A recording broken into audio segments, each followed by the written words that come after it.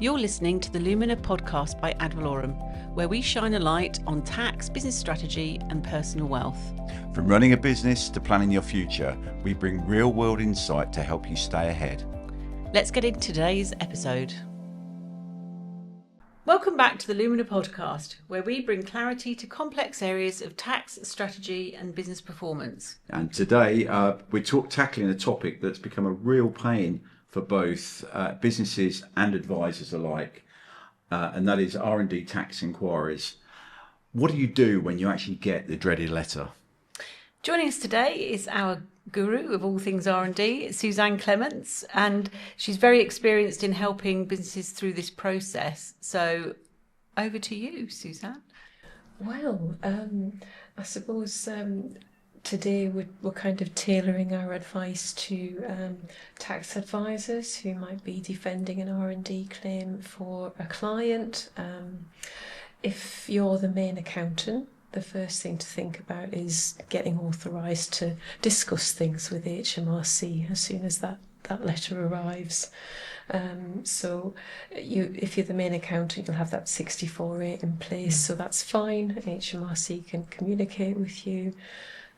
If not, you need to have a look at getting a Comp 1 form completed, and that is to authorise you to communicate with HMRC on behalf of the client for the enquiry periods.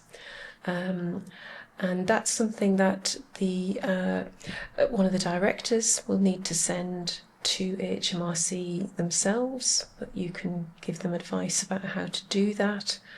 Although the form is online, you can't send it online. Oh. You have to that would be too convenient, wouldn't it? to an email. And I think the important message we're saying here is for many businesses not to panic when they get a letter, to contact their advisors and allow their advisors to communicate with HMRC in the usual manner as you would with any inquiry, whether it's R&D or on any other matter. Absolutely. And the fact that this letter has landed does not necessarily mean that there's something wrong with the claim. Yeah. What you'll find is that it will either come from mid-size business stream, or it will come from the ISBC team, and you will have different experience depending on which team you're dealing with. Anecdotally, we have heard that cases are being filtered to one team or another, depending on some view that's being taken as to how defensible the claims are. But don't let that put you off. Well, it can be really scary when that, some of them have been quite aggressive as well in their wording. Well, if it comes from WMBC mid-size, you will have a named caseworker that you can correspond with. The questions that you're asked are likely to be more tailored to the specific case and the client's projects. However, the ISBC team is a bulk compliance team. Everything is very automated. There won't be a named caseworker.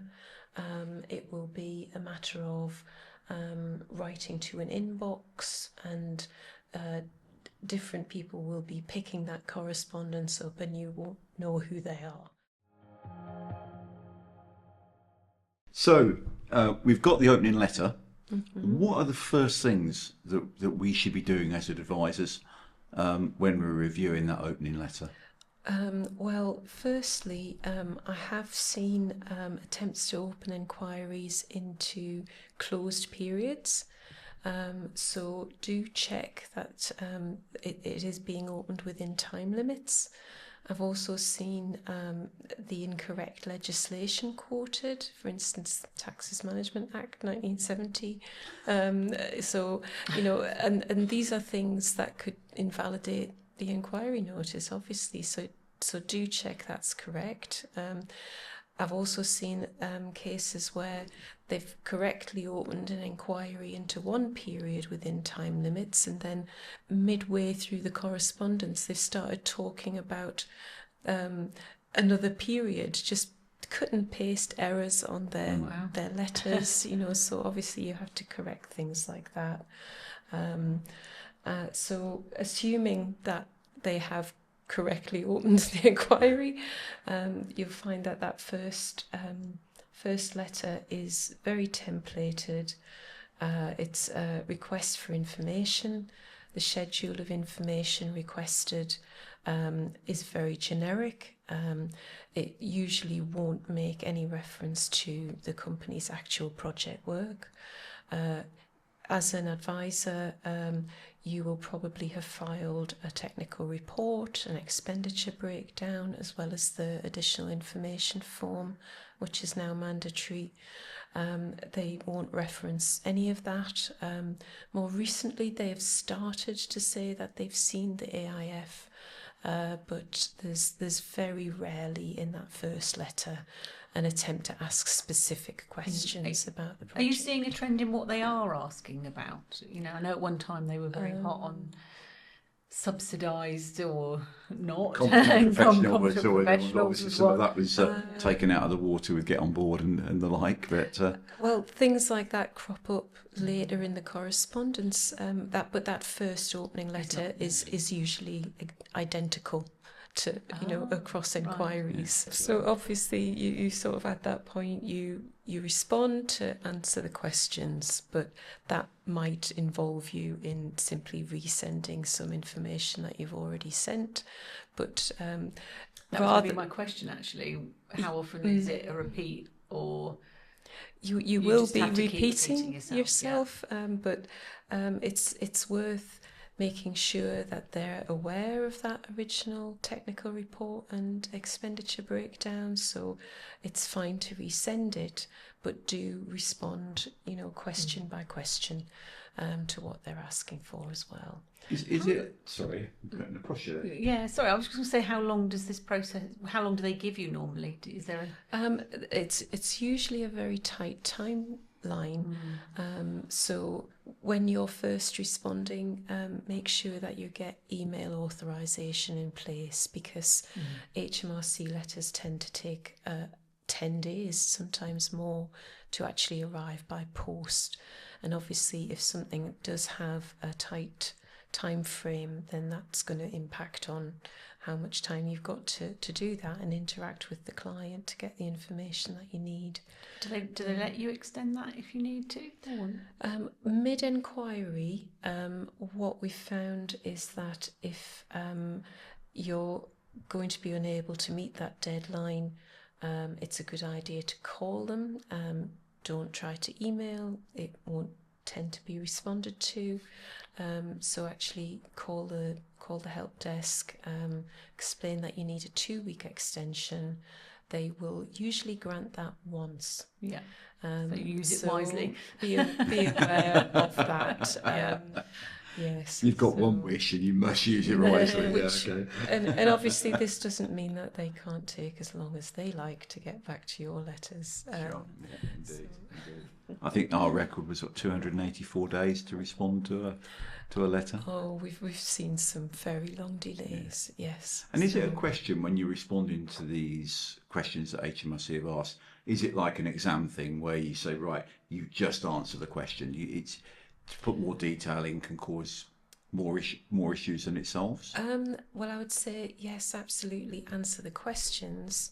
However, if you find in correspondence that you're being asked something inappropriate, to clarify, HMRC should only be asking questions that will allow them to determine whether the claim meets the legislation and the DSIC guidelines, obviously. So if they're going outside of that, for instance, an opening schedule of information will often say, does this product have a patent? Have you applied for a patent?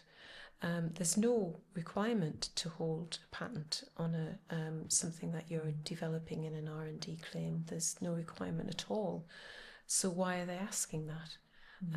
It may give them some context, and if it is something that the company intends to patent, then there's no reason not to say so. But HMRC should be confining itself to relevant questions for determining whether that claim's correct. So I think a strong and obviously professional but robust response to questions. The reality is, as we've said earlier in the conversation, these are aspect inquiries. They're not by any means saying we have a real issue with your return. With your return, a lot of this is speculative, and we know that they're randomly selected because they say they've been quite publicly saying we're going to randomly select inquiries to or returns in which to open inquiries. So I think that's an important message, is to say just because you've had an inquiry, it doesn't mean that they've looked at it and they think they've found something. In many cases, what they're doing is they're actually fulfilling their mandate, which is to look into a sample size of R&D submissions. And I think it's wise to assume that there's been some risking criteria applied somewhere along the line. There may be some random inquiries, for instance, the mandatory random inquiry programme that led to the figures for fraud and error that have been much discussed, but usually there is some risking process. At the moment, we don't fully know what that is or how it's being done. And there's a lot of question marks over how that's being done and the criteria that appear to be being used. But I think, as long as, if you're an advisor, a reputable advisor, and you have filed a claim on behalf of a client, you should be convinced that that claim is correct and defensible. You might find that HMRC's lines of questioning depart from the strict criteria of the DSIC guidelines, and you should point that out where you see it, because it does happen. The ISBC team is unfortunately quite notorious for being poorly trained, and if questions come up that you think shouldn't have been asked, or aren't referencing the guidelines correctly, then you should definitely point that out. Obviously in a courteous way. As courteous as possible.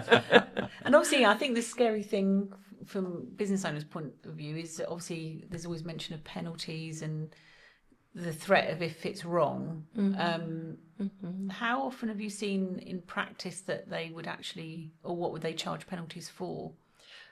Well, I think it's become routine to mention penalties very early in the process. So, for instance, say you get that opening request for information, you respond to it. It might be that you get a letter back saying the inquiry will be closed without adjustments, which is happy days.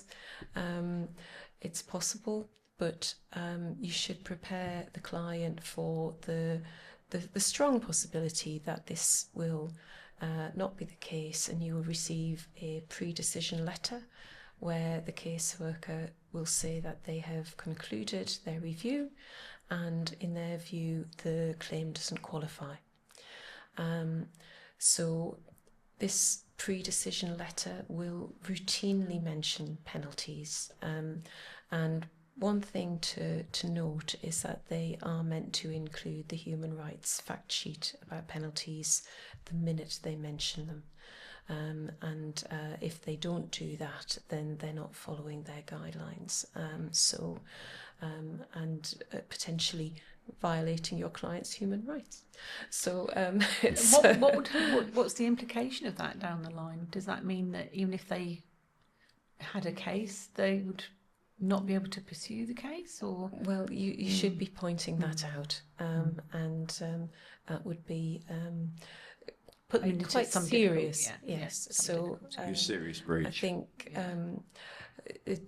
it depends how the discussions go. Really, whether that would come up, but they should definitely be issuing the human rights fact sheet.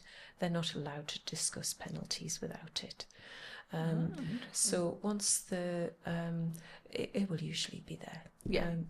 But once you get that pre-decision letter saying, don't think it qualifies, and they mention penalties, they will include a questionnaire. And this will be something that they ask a company director to complete. It's quite detailed, meant to inform HMRC about the circumstances that led to these so-called inaccuracies in the claim. So I think, at that point, you can take a look at where you are with the correspondence.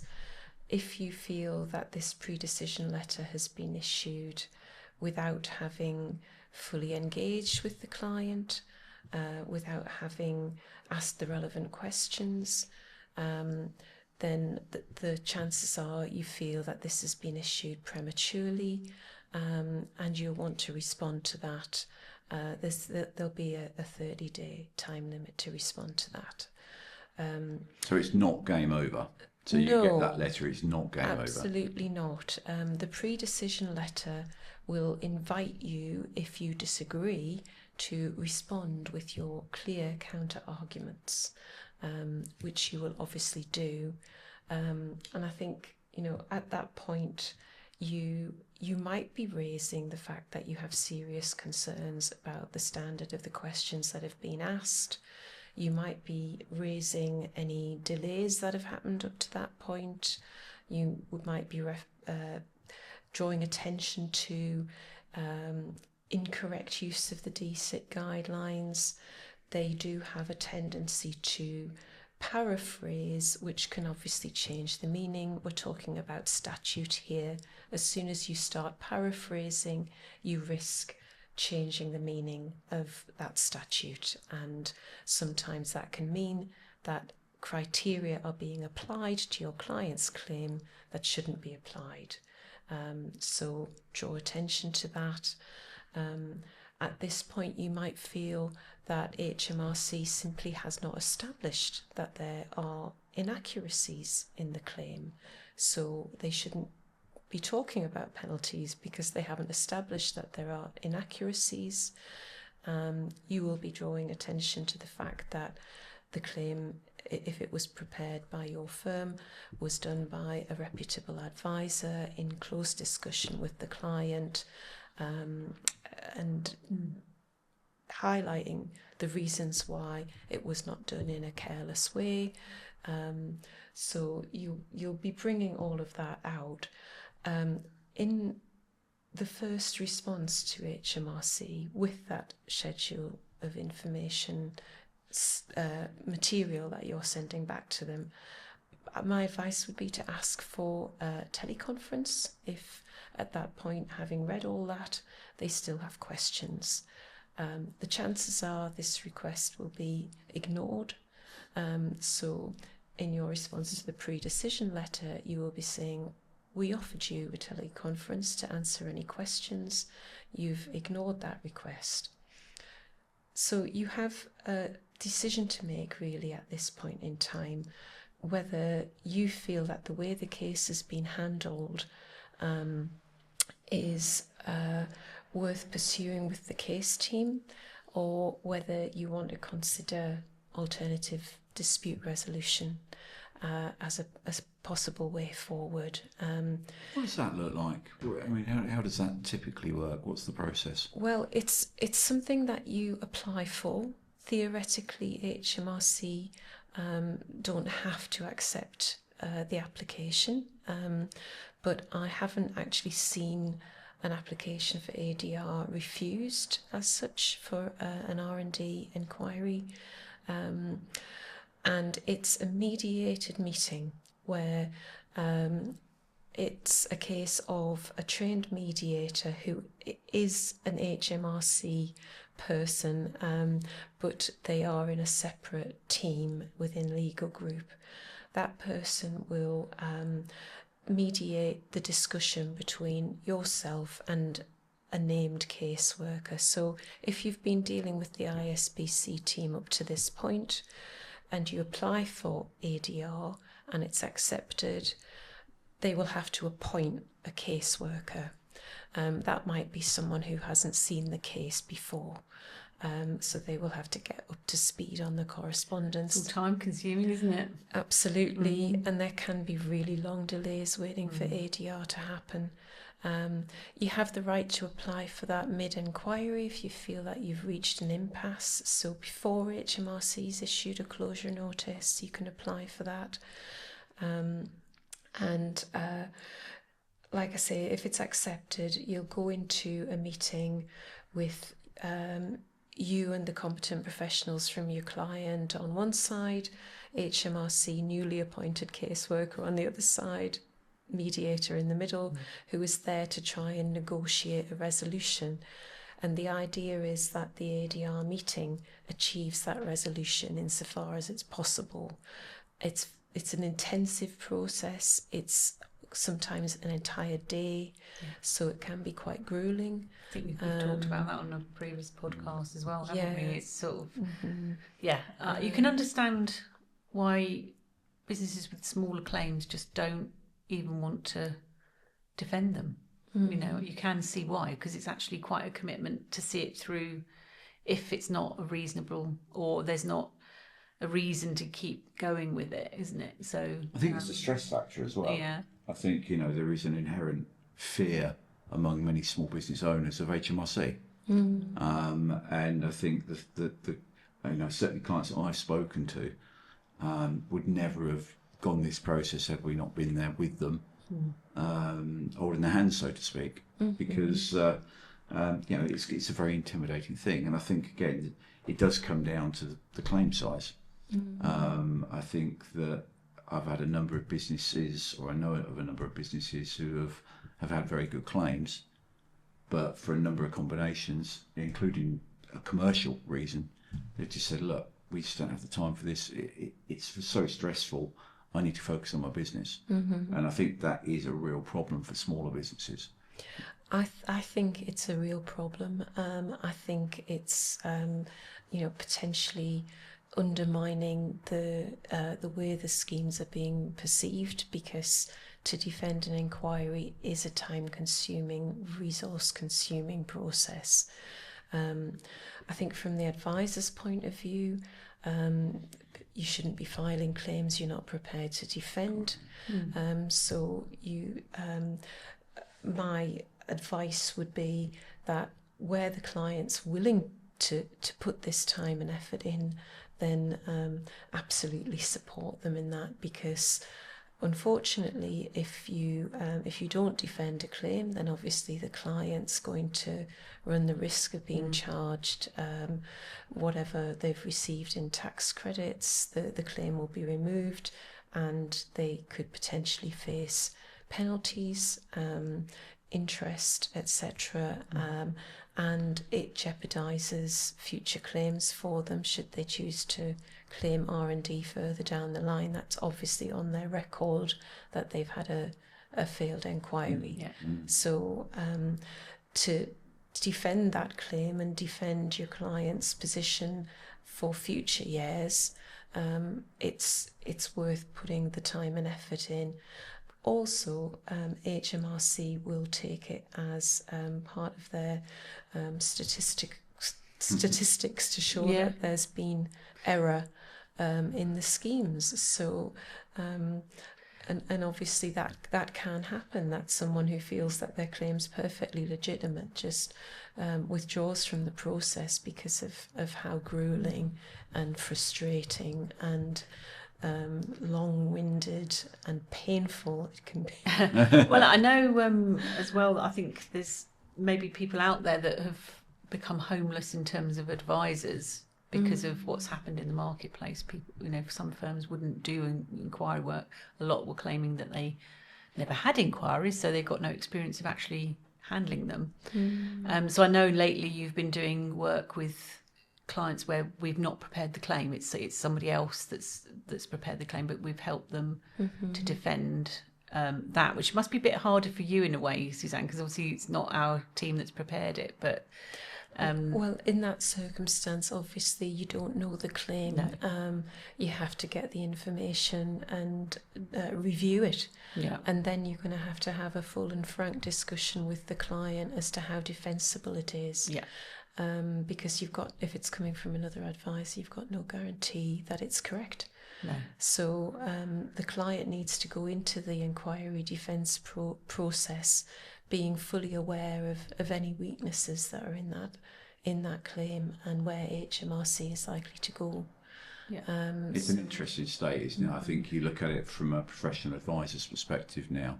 And I know the ICAW and the ACCA particularly have been reinforcing the message of PCRT, which is a standard that we all as professionals adhere to. And I know in the past a lot of accountants have done sporadic R&D returns for clients. I think a number of them also filed submissions that have been prepared by third parties. The importance there is, first of all, you need to really be able to understand the intricacies of R&D, particularly now with enquiries becoming such a commonplace within the submissions. You really do need to understand the legislation that supports it in order to defend the client appropriately. But I think also one of the key things is when you're actually the individuals that are submitting the returns need to really do their due diligence. And as a professional, if a third party is preparing a submission and you're filing it, you are actually still responsible. And I think that's a really important message that sometimes gets missed. You know, you can't hold your hands up or even have a letter to say, we had nothing to do with this. If you're filing that return, you have to have done due diligence in some format, either on the report or on the provider, to satisfy yourself that you fall within PCRT guidance. And that's a really important message, and I think a lot of people miss that. You know, it's very easy to put your hands up and say, I just filed it, somebody else did it. Yeah. You can't do that and get away with it. And I think that's what that's what being a profession is all about. At the end of the day, it's making sure that the quality of the work that you're submitting is of a standard that is acceptable of a professional individual. I think what's happened over the last few years has really tested our grit and resilience in making an argument with HMRC. And I know we've had situations where we haven't felt HMRC have followed process. What do you do if you have a complaint about HMRC? What would you do in those circumstances? There is a complaints process, and that runs alongside the inquiry process. The complaints team are best at responding to things that are not tax technical per se. So it's no good complaining to the complaints team that the caseworker doesn't understand the DSIC guidelines and is asking inappropriate questions, because they're not qualified to comment on that. The things that they can comment on are things like unreasonable delay, process errors, things that have gone wrong in the inquiry that shouldn't have gone wrong. Some examples being, suppose you get to closure notice and it's not something that you agree with, you appeal and you ask for an independent review. Now, at that stage, you might find that it takes months for that independent review to actually happen. So this is a statutory review, which is meant to be a second pair of eyes by someone who has had no involvement with the case team to that point for the inquiry.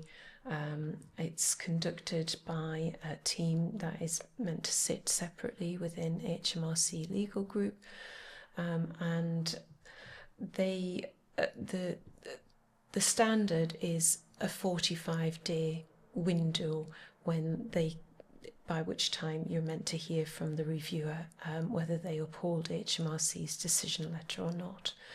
in practice, the review team is absolutely swamped with R&D Oh dear. enquiries. Yeah. So they will ask for an extension to that time limit.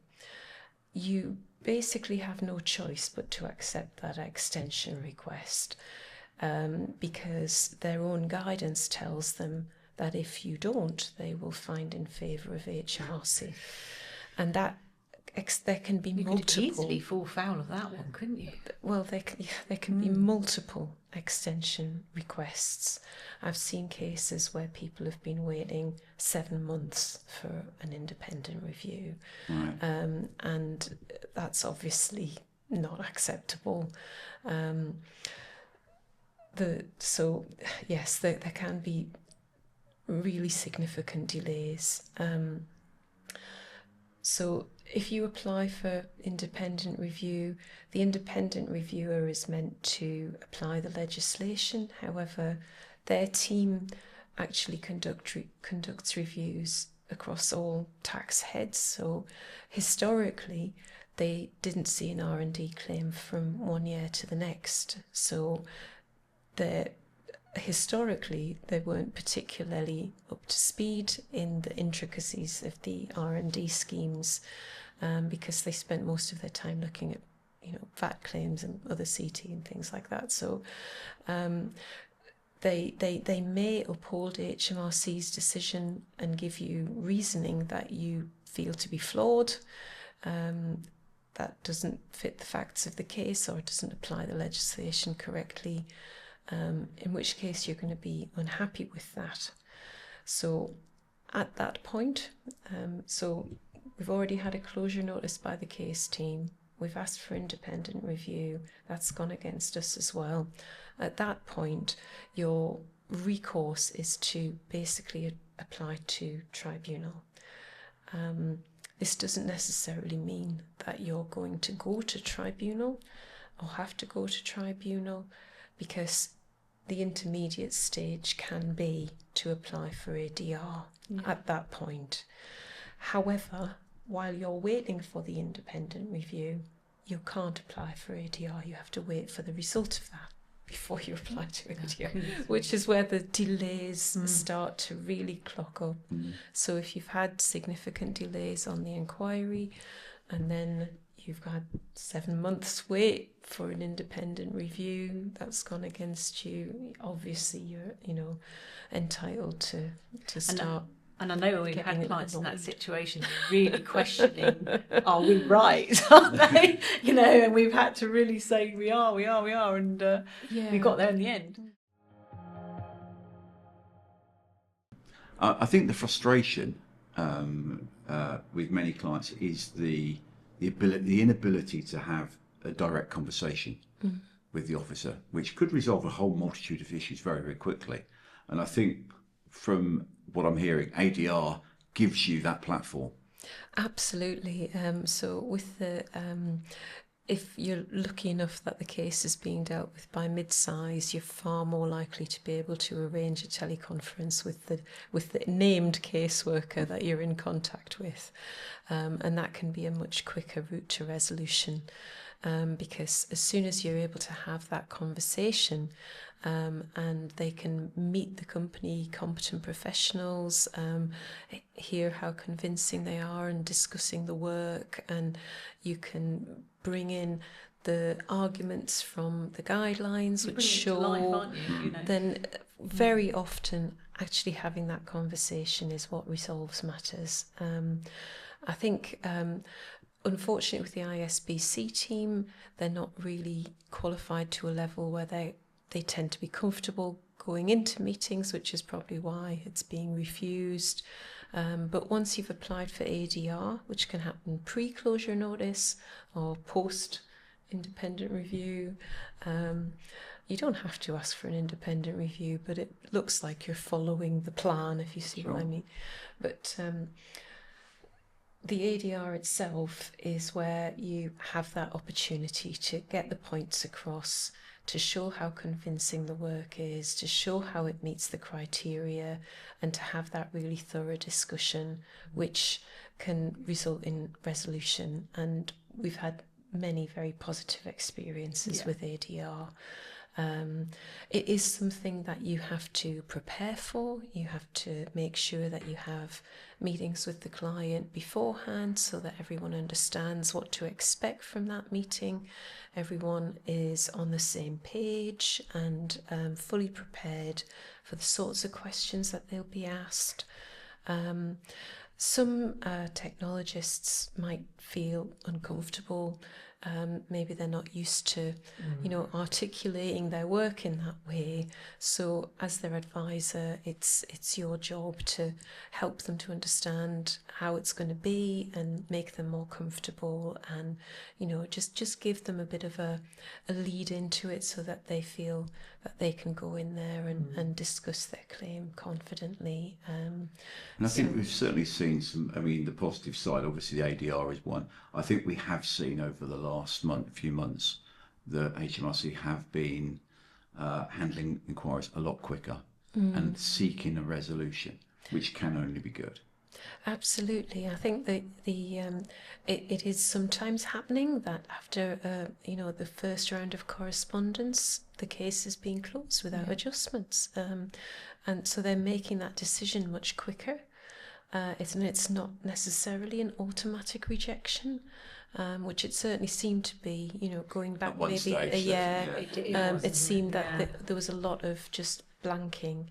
But now I think there is a push to offer meetings more. You might find that you're offered a meeting if you've applied for ADR, for instance. They might actually suggest a preliminary meeting with an HMRC caseworker. That there are delays waiting for ADR, so maybe it's a way of trying to sort of stymie the flow to ADR as well. There seems to be a willingness, though, that wasn't there certainly 12 months ago, and I think that's become paramount. So I think the landscape has changed. We are not going to see inquiries go away, but hopefully we won't see them at the level they were previously. I don't think there's so many people applying for R&D anymore, which is probably one of those reasons, sadly, which is the wrong reason. Some quick-fire questions, if we may. Put you on the spot.